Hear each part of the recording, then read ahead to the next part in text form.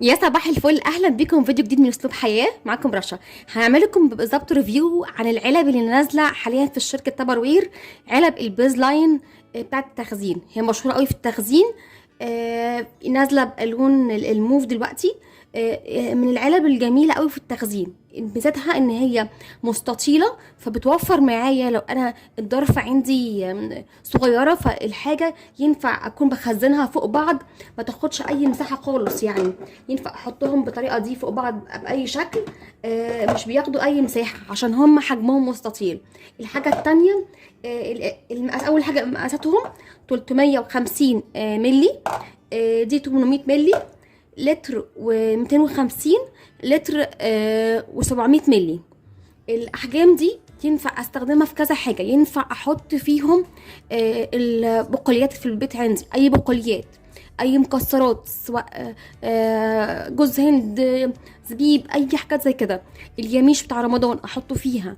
اي حاجه انا عايز احتفظ بالنكهه بتاعتها او بالريحه بتاعتها، يعني زي التوابل، البن، الحاجات دي الريحه بتاعتها يعني لما بتروح خلاص يعني ملهاش لازمه.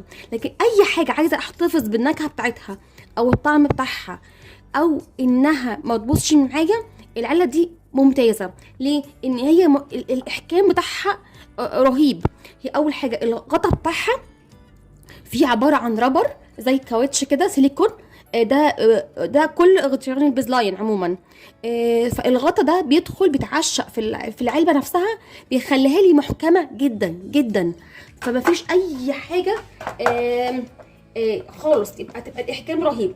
طريقه القفل بتاعتها، يا اما بضغط يعني من الناحيتين كده، يعني فوق وتحت كده ومن الجنبين، اتاكد بس ان هي قفلت بالطريقه دي. شايفين الاحكام؟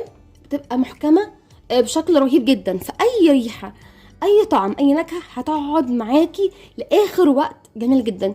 طبعا ولا تنسي اي حشره ولا اي سوس ولا اي حاجه بالطريقه دي. بدل هي مقفوله كويس، بتحفظ الحاجه. عايز اقول لكم ضعف وقتها. بس هاكد تاني، ضروري جدا الحاجه اللي انا بحطها في العلب اكون متاكده من ان هي كويسه. قبل كده حصلت معايا، جبت شوفان، كان الكيس الصلاحيه بتاعته كويسه. رجعت البيت هنا اكتشفت انه من جوه مسوس، يعني في سوس رغم تاريخ الانتاج كويس. يعني انا ممكن لو كنت حطيته ما كنتش اخدت بالي ان هو اصلا يعني قرب ينتهي، او حتى حطيته قبل ما يطلع صوص وكام يوم ولقيته طلع صوص، اقول لا العلبه خلته يسوس. لا، هي المشكله انه الحاجه نفسها خلاص قربت، يعني اصلا عند التاجر صلاحيتها اصلا مش كويسه.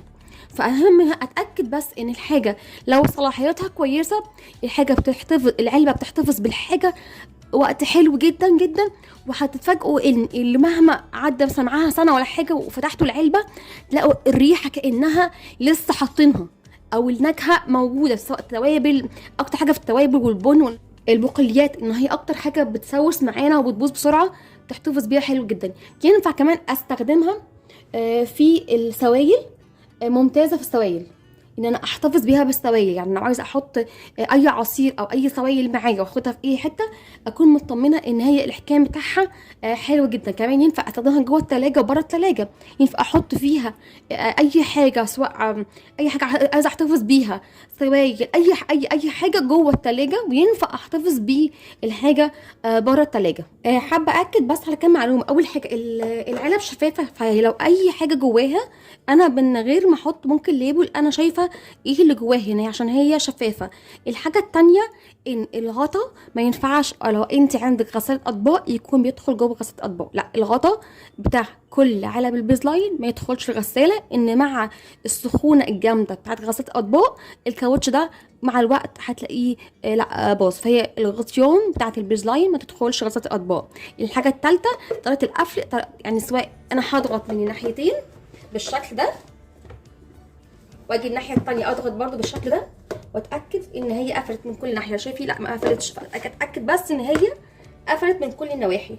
او بمشي كده، يعني سواء كده او بمشي حته حته، يعني اجي اقفلها كده واجي مثلا من ورا لقدام كده، امشي حته حته كده واتاكد ان هي قفلت. اهم حاجه في كل مره اكون متاكد ان الخط مستقيم من كل ناحيه ومقفوله بشكل كويس.